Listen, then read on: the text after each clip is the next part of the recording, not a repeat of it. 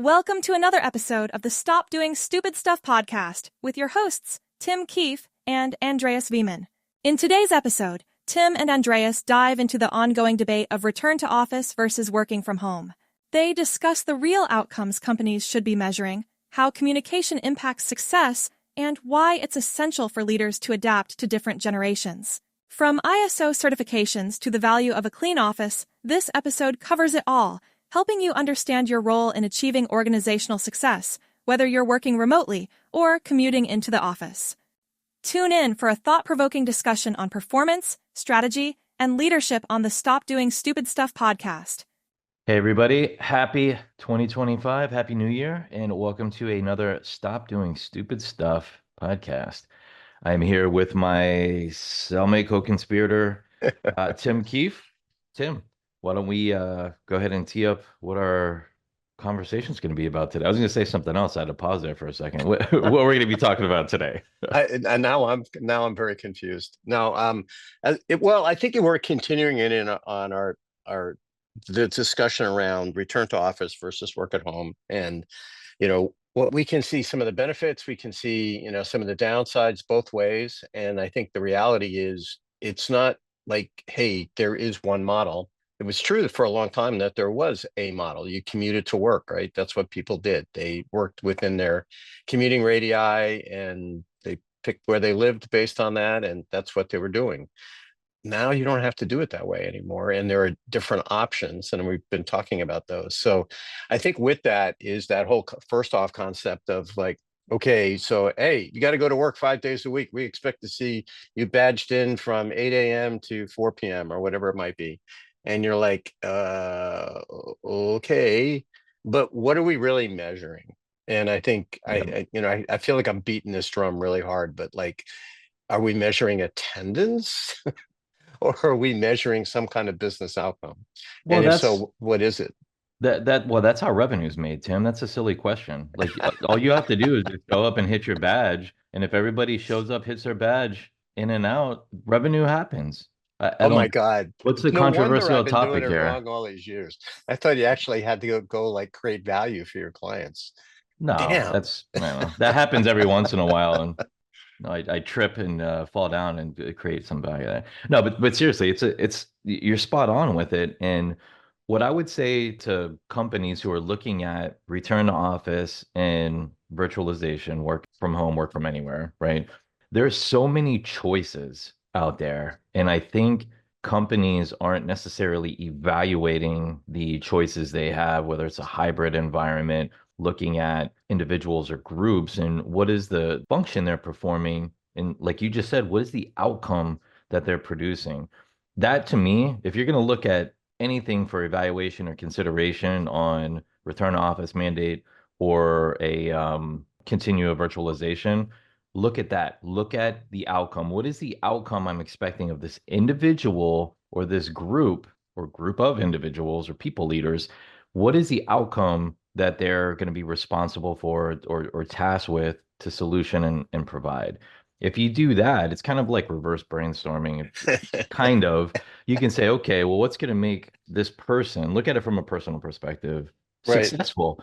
Is it going to be Yeah. like, hey, remember, when we all went to work from home for the pandemic and we're like, hey, all this great stuff that's worked for us in the office and it's been, we're just going to do all of that over Zoom. We're just going to do it and everything's going to be perfect. Yeah, that was, stupid. Like I could use other adjectives. Well, That was yeah, not very smart. well, and a lot of people were not prepared, right? It really had, some of us, because of what we were doing a lot of, Zoom calls and video calls. And I think for those people who had kind of been experienced in that, particularly around project management, it was less of a hiccup than it was for those other people that were like, had never been, to your point, had never Right. been doing any of it. And they're like, I don't even know where to start. And it really does go back to, okay, but if you don't know what you're doing, right? If you don't know what your deliverables are, other than showing up at the office, that's got to be problematic right from the get-go. I mean, regardless of whether you work at home or work in the office, if I'm a company and I can't, and the people that work for me can't articulate what they do that Mhm. creates value for the client, that's like, a big problem. And it's kind of interesting because back in the day, in the 80s and stuff, the big hot thing was ISO certification. Getting your International Standards Organization and getting your company certified around certain things like quality assurance, IT, et cetera. And it's become less of a thing in the US over the years, but still very strong in Europe and Africa. It's a way people can say, oh, I know this company has an independent audit of the way they do their work, which is actually pretty Pretty powerful. good. Oh, Yeah, agreed. pretty damn good. And why don't we do more of that here? Don't know. But again, it goes back to, and again, and I'm really dating myself, but the ISO certifications, ISO 2000, I think it was in the IT world, a huge part of that was just exactly that. Does everybody in the team understand their work and the role that that work has in the measurable deliverables of that group? And if you can't answer that question, that's like, as we would say in consulting, that's a BFP. That's a big problem. And Yeah.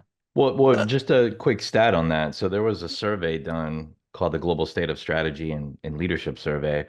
95% of the typical workforce does not understand its organization's strategy. mhm, 95%. And now 90% of organizations fail to execute their strategies successfully. And there's 54% of the respondents said they reported poor vertical alignment. So that's saying, one, we don't understand the strategy. That's like you just said, it's a huge problem. If 90% of the organizations fail to execute on their strategies, well, yeah, they're going to fail. 95% doesn't know what the strategy is. So how do you figure out how to openly communicate that? And I think now we're at a circumstance with return to office, go hybrid, work from home. Again, there's so many different choices, but you got to evaluate what we call the environmental circumstances. What's going on today isn't what was going on in, let's say, January 2021 or right. January 2024, for example. So you got to evaluate what is going on today and what is the outcome that you're looking to be successful of, that you've modeled in, that you solution in. And then the next step is make sure your people understand it. Explain it to your people. I don't know why this is such a foreign concept. Like you said, we have to get people outside the organization, not just drinking your own Kool-Aid and say, oh yeah, our Kool-Aid tastes great and oh, earnings is coming up. Let's see how we can put as much adjective usage on here to, put lipstick on a pig. No, that's because your people don't know what's going Eh, on. So communication, and the reason why I think we're so passionate about communication, that's where it all starts. If you communicate poorly, there's going to be a huge barrier or breakdown within your organization. Doesn't matter if you work from home or if you return to office. no, It doesn't matter. I agreed. I think it gets back to that fundamental thing, right? Regardless of location, what am I Yep. doing? And, I'm oversimplifying things, but in my mind, there's really three big things that every company does. One is they bring in new customers, right? They grow their sales. They keep their existing customers by delivering their services, and then they're compliant, usually for security or safety or licensing or whatever that they Risk have to do. risk mitigation. Yeah, risk mitigation. And that for the most part is it. And if you can't like sit down and say, okay, what am I doing? Oh, I'm part of revenue generation, right? My job is to go out and pitch cool ideas to clients. Great. All right. I can actually kind of wrap my head around that. Oh, wait a minute. Now I have a key performance indicator. How many deals a quarter should I be engaged in? I don't know. Let's roll the dice. At least one would probably be good.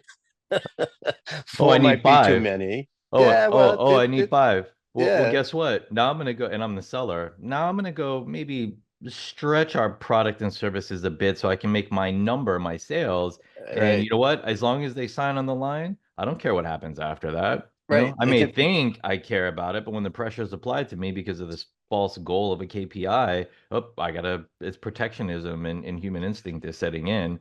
And now you have the delivery of the services or right. product that is, holding the bag there. You're Well, absolutely right.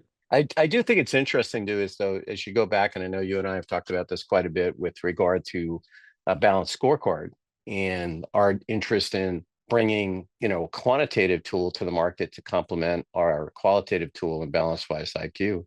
But you sit there and you look at that and you kind of go, okay, but what are the things I'm held accountable for and how am I doing? And God, it should be a really easy question, but it's not. Or at least I never felt it really was. Like, team members should be like, yeah, but what am I doing? Right. And it Right. makes me think of that movie Office Space, the classic, when they have the two Oh, consultants in there and they're interviewing the yeah. guy. And he says, so what do you do?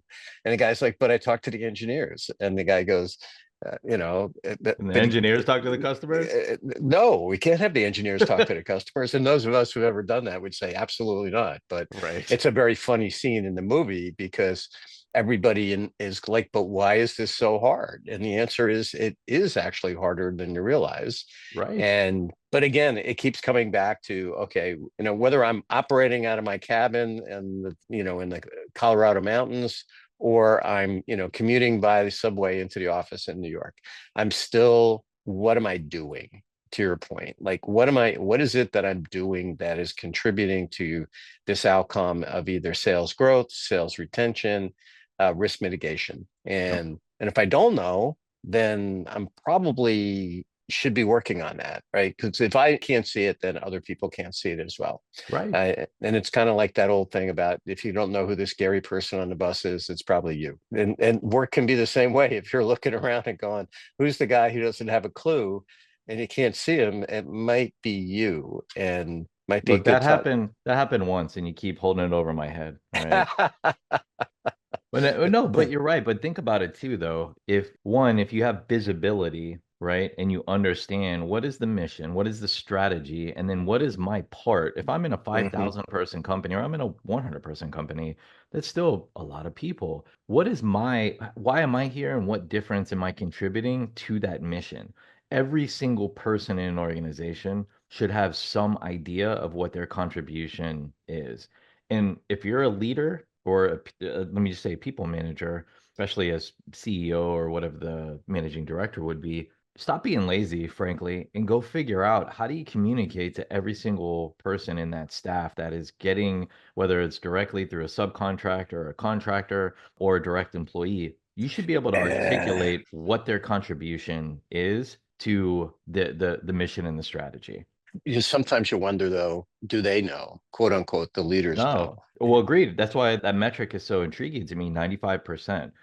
What is that, like the 5% of the CEOs that filled out that survey, along with all of the other VPs and executives? They're like, nope, this is an anonymous survey, right? Yeah, we Yeah, have no idea what they're doing. All the CEOs are like, yeah, I'm really smart. Of course, everybody knows what they're doing, the 5%. But if you think about it, let me just share this experience too. And this is what Tim was talking about from a balance scorecard. Look, there's a dime a dozen balance scorecards out there. There is something that we have that is, at least we believe, I believe, is completely unique in the market. And you'll hear more about that this year from us. But imagine I guess I call it a framework where every single person knows what their contribution is. They know what their goal is and hmm their progress towards that goal. And they actually have a mechanism to where a leader can explain why the goal is what the goal is. And then why these things are important to achieve from an outcome standpoint that they hmm directly influence to be a part of a roll up to the company's success. So the system and the framework that I'm talking about, I've actually had janitorial staff in that system in a quality analyst, help desk ticket teams, frontline customer experience associates, supervisors, managers. And I mean, I had a staff of almost 14,000 people, and the janitors were on this system, the cleaning staff. I don't know, everybody calls them, different titles. But the people, when we had, workers in office, we wanted to make sure that the offices were nice, clean, presentable to the employees that were coming in. And lo and behold, not everybody in management were like, hey, we're paying you to clean up, go mop and go. Like it was almost kind of looking down on them. And I said, well, hmm no, let's figure out how can we include them in the conversation. And you know what? They come up with ideas we never thought of. They're like, well, I know I'm in this area because there's always a lot of foot traffic in this area right here. So what can we do to make sure that we're aligning our schedules and having the right cleaning activities going on here? Because it gets a little bit dirtier quicker because of the foot traffic. And then lo and behold, we rearranged schedules. We went back and did an analysis of the amount of people in the office during that time frame, which also led us to look at the badge in process to the building and open up another entrance so we could alleviate traffic and congestion and bottlenecking there. And guess what? Reliability and clocking in on time improved too. All from a lead janitor's suggestion. And guess what? The areas were cleaner. So that people were coming into a more clean office that they felt proud to be a part of. It's really fascinating because all goes back to, ancient history. But if you think about process ownership, which was the big thing in the 90s, right? Like that was when companies were talking about, process reengineering, and people needed to own a process. People had responsibility for the process. And I think what you're getting at is something that what's our 7 habits of effective people, and Don Peppers was big on this too, was that concept of kind of something you and I have talked about a lot, which is gratitude, right? Which is awareness and gratitude. And one of the things that I think, I'm pretty sure was a Don Peppers book, where he talks about on his military base, instead of just having the parade for, the fancy troops and blah, blah, blah, the one commanding officer at the base would have it was an Air Force base, because there was a tremendous amount of equipment, but he would have an annual parade for all the support staff. So the fire trucks and everything else. And the whole point was people developed a sense of pride and ownership over that ability to show off their area of responsibility. Exactly. Whether it's my truck is super clean, look at that, man, my fire truck is the raging thing, or my workstation is, super, super clean. And inevitably you get some cadet who'd go and take brass polish to the piping underneath the slopstick. It happened every couple of years. And it'd be like, okay, now we got to reset. Like, that's not acceptable. We're not doing that anymore. But anyway, the point that I'm trying to get to, and I think it's a really important one, is what am I doing? Right? Do I know what I'm doing? And do I know how I'm going to measure it? But more importantly, how do I feel about that? Right? And I think this is a huge Gen Z and now Gen A problem, in that I could have a great job. I could actually even be making a lot of money, but I'm not necessarily happy. Exactly. And if I'm not happy, I'm going to go look for something else. And and it's very different. I mean, you and I have talked about this. I mean, in my age, it was kind of like, are you going to pay me to do it? Okay, I'll do it. Yeah. Do I agree with it? Probably not, but you're going to pay me, right? Well, right. It was kind of like, okay, I really don't want to clean out that sewer tank, but you said you'd pay me for it. So, okay, now we have a deal. But I do think there's this, and it's going to be really, really important, because now it really leans into, how am I building my team? And what is this team trying to accomplish? Not just the individual in the team and how they're measured, but as a collective team, how do we know we're doing okay? Right. And I think this is a really good question. As I'm asking this question, I'm asking it to myself and to my own organization. Do we know the answer to this question? And the answer is, I'm not so sure. Right. I think we have some clarity in direction. It could be better. No question about it. I think but one thing we've learned, and I think it's a really important one, is you've got to give people that room to get excited about what they do. Well, it's like we talk about it all the time. And I think that example, of the parades and the ownership, what you're getting out of that isn't the effort of someone who is only there to get a paycheck. You're getting that, plus you're getting the voluntary contribution that they're a part of something. They know they're a part of something. They feel they're a part of something, and they're proud to be a part of it. And so I will say it's easy for me to say that. It's really hard to execute from a business perspective, organizational perspective, I should say.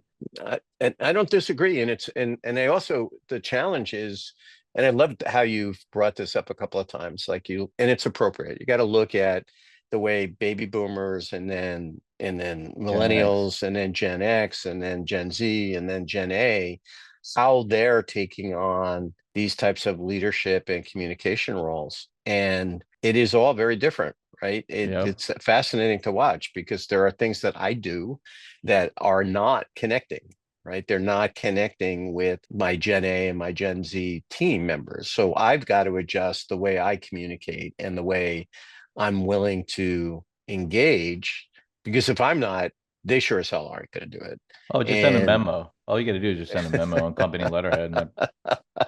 No, you're missing it. That you have to do a team. You have to do a town hall, That's how Oh, you solve talent. these Yeah, problems. you're right. I was thinking 85 instead of No, no, 95. you need a Gotcha. town hall where everybody is muted so they can't ask a question. And that's how you do Exactly. that's how you do effective communication. I won't Yeah. mention any names as I think about that. But I think it's a good ongoing conversation in that look. Yep. I think it's got to be not just attendance, but we've got to understand what we're doing, who we're doing it for, what's its effectiveness, how do we measure it, how does it line up with our own personal ethos as a manager or a leader, but also as my personal ethos as a employee of that company. And Yeah. do I feel good about what I'm doing and yada yada yada. And I think that this is going to continue to be this reset now of, well, wait a minute, I don't have to only work within a 30-mile radius of where I live. Oh, Right. okay. I could, depending on what I'm willing to do, I can work anywhere. Yeah. And I think there's this excitement and belief that people I talk to who are loving this idea of building and executing on global businesses in a 100% virtual way. Very exciting. Very exciting. No, 100%. I guess what's probably good for us to wrap it on that. Look at if you're thinking of return to office, RTO, continuing, virtualization, just ask yourself each group and function, what is the outcome that I'm expecting? Why am I expecting that outcome? And can I measure it? I think if Hmm. you ask yourself those questions, and sometimes you're not going to have the answers to them. And I would tell you, if you don't have the answers to them, don't take action until you have the answers to them. Let me give you some free advice there. Because if you do, my guess is if you don't have answers to those questions and you're taking action, you haven't properly weighted the variables that are going to impact the outcome in your equation there. Everything in my mind is always a mathematical equation, and I apply, consistency or static things that are occurring that are static, and then the variation and a level of that variation, a weighting, etc. Kind of hard Hmm. to explain the psychotic No, back of my head. but I think you're right on, and it really goes back to us bringing a balanced scorecard to the market. I think the timing is getting right there, and using that combined with our Balance-wise IQ and scorecard IQ. balance-wise IQ and having the ability to look at both quantitative and qualitative data, I think is going to be now. Now we're starting to look at things differently, right? Like we're Yeah, measuring things differently than we were before. So I think that'll be where we're talking to next. As agreed. always, great to spend some time with you, sir. Yeah, absolutely. Happy New Year, sir, and looking forward to an amazing 2025. And No hope you kidding. guys are too. Yeah, yeah. Same. Don't forget to subscribe and feel free to hit us up again if you have any questions or comments. We'd love to hear more. Thanks again. This is Tim and Andreas. Stop Doing Stupid Stuff show. Thanks, everybody.